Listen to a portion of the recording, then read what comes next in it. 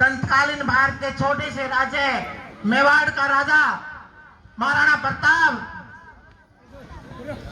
अजीबो शान शौकत के मालिक, शहंशाहों के शहंशाह मोहम्मद जलालुद्दीन अकबर की पराधीनता को अस्वीकार कर देता था और राशि ठाट बाट को त्याग कर वनों में घास फूस की रोटियां खाने के लिए तैयार रहता था और मरते दम तक अपनी स्वाधीनता की लड़ाई लड़ता रहता था। उस दौर में वह अपनी देशभक्ति साबित कर रहा होता था, क्योंकि उस दौर की देशभक्ति की यही कसौटी थी। उसके बाद जब हम फिरंगियों के फेरे में फंसे, रंग दे बसंती चोला मायरे रंग दे बसंती चोला की एक आवाज पर टोले के टोले उमड़ते थे। वंदे मातरम के नारों से हमारे खून में आने वाला 5-5 डिग्री का उफान अंग्रेजी शासन की जड़ों में तूफान ला के रख देता था। लोग मर जाते थे, लोग मर जाते थे, मिट जाते थे, फांसी लटक जाते थे, क्योंकि उस दौर में वही देशभक्ति की कसौटी थी। उस दौर में वही देशभक्ति की कसौटी थी। उसके बाद 62, 65 और 71 के युद्ध में घर के हालात ये हो जाया करते थे कि वो दुआएं अपने सवागों को गवा देती थी और घर के हालात ऐसे हो जाए थे कि प्यार भी भरपूर गया, मांग का सिंदूर गया, छोटे छोटे नए नालों की लोगोटियां चली गई, बाप की दवाई गई, बेटी की पढ़ाई गई, छोटी छोटी बेटियों की चोटियां चली गई। एक ऐसा विस्फोट हुआ, एक ऐसा विस्फोट हुआ, शरीर की कुछ बोटियां चली गई। आपके लिए तो एक आदमी मरा है साहब, आपके लिए तो एक आदमी मरा है साहब, मेरे घर की रोटियां चली गई। ऐसे हालात पैदा हो जाने के बाद भी वो माए अपने बेटे को 99 के युद्ध में दुश्मन के छक्के छुड़ाने के लिए भेज दिया करती थी और पीछे से खत लिखाकर भेजा करती थी कि बेटा मेरे दूध को मत ले जाना, बेटा मेरे दूध को मत ले जाना, 1 इंच भी पीछे मत हटना, चाहे इंच कट जाना, 1 इंच भी पीछे मत हटना, चाहे इंच कट जाना। उस दौर में वो माताएं, वो बेटा, उनका पूरा परिवार देशभक्ति साबित कर रहा होता था। इन उदाहरणों से ये बात स्पष्ट है कि उस दौर की देशभक्ति बहुत ही कठोर हुआ करती थी, बहुत ही कठोर हुआ करती थी। देश बलिदान मांगता था, देश मर जाने को, मिट जाने को, फांसी चढ़ जाने को कहता था। आज की देशभक्ति इतनी कठोर नहीं है। आज देश बलिदान नहीं मांग रहा है, आज फांसी चढ़ जाने को, मर जाने को, मिट जाने को नहीं कहता है।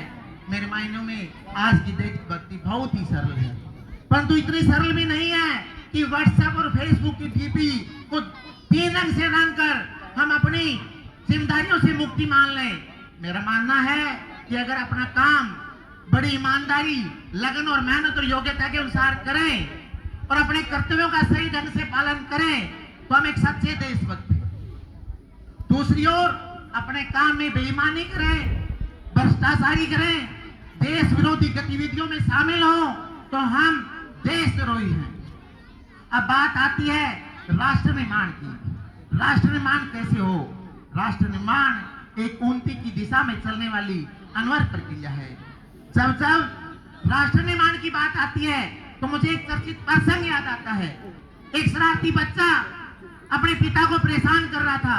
एक बार ध्यान से सुने, सभी ध्यान से सुने, साइलेंस। एक शरारती बच्चा अपने पिता को परेशान कर रहा था। पिता ने उसका ध्यान कहीं और लगाने के लिए उसे भारत के नक्शे के कुछ टुकड़े दिए और कहा बेटा जाओ और देश बनाकर ले आओ। पिता ने सोचा बच्चा दिमाग लगाएगा, वक्त लगेगा, जब तक मैं मेरा काम आसानी से कर लूंगा। परंतु वो बच्चा 2 मिनट में ही वो नक्शा बना के ले आया। पिता देख के हैरान हुए, पूछा बेटा आपने ऐसे कैसे कर दिया? जो बेटे ने जवाब दिया उसके लिए मैं सभी से तालियां चाहता हूं, एक बार तालियां बजाइए। उस बेटे ने क्या जवाब दिया? उस बेटे ने जवाब दिया कि पापा नक्शे की दूसरी तरफ इंसान बना हुआ था, मैंने इंसान बनाया, हिंदुस्तान अपने आप बन गया। दोस्तों इस भाव को हमें साकार करना होगा। अगर प्रत्येक व्यक्ति अपने कर्तव्य का सही ढंग से पालन करे और अपने चरित्र का निर्माण करे तो देश का निर्माण अपने आप हो जाएगा। हमें इस भाव को साकार करना होगा। हमें अपो दीपो भव की भावनाओं को साकार करना होगा। हमें अंधेरे को कोसने की बजाय दीप से दीप जलाने की परंपरा की शुरुआत करनी होगी। जो मंच पर गौरवी समाज बैठा है, मैं उन्हीं से अपेक्षा करता हूं कि आज आप इन युवाओं को अपनी स्ट्रगल स्टोरी बताएं, उनको ये बताएं कि भविष्य में क्या क्या काम किस प्रकार से करने हैं, उनको स्किल डेवलपमेंट के कोर्स के बारे में बताएं। अगर हम सभी मिलकर सभी हमारे जो युवा पीढ़ी है, जो हमारी जो पुरानी पीढ़ी है, सब मिलकर प्रयास करें तो राष्ट्र का निर्माण कोई मुश्किल कार्य नहीं है। हम समाज में बदलाव ला सकते हैं, हम ऐसे कार्य कर सकते हैं ताकि हमारा समाज, हमारा गांव, हमारा देश खुशहाल रहे।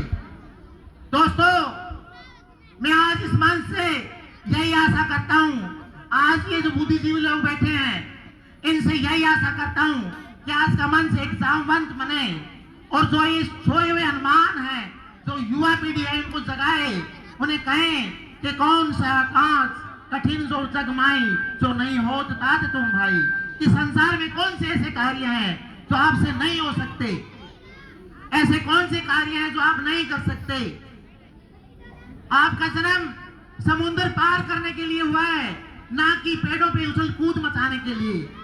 जो हमारे बुद्धिजीवी लोग बैठे हैं, जो बड़े मोजी आदमी बैठे हैं, उनका भी दायित्व है, उनका भी कर्तव्य है कि वो नई उम्र के जो युवा साथी है उसको बताएं कि कौन से कार्य करने चाहिए, कौन से कार्य नहीं करने चाहिए, कमे में जाना चाहिए और कहाँ नहीं जाना चाहिए।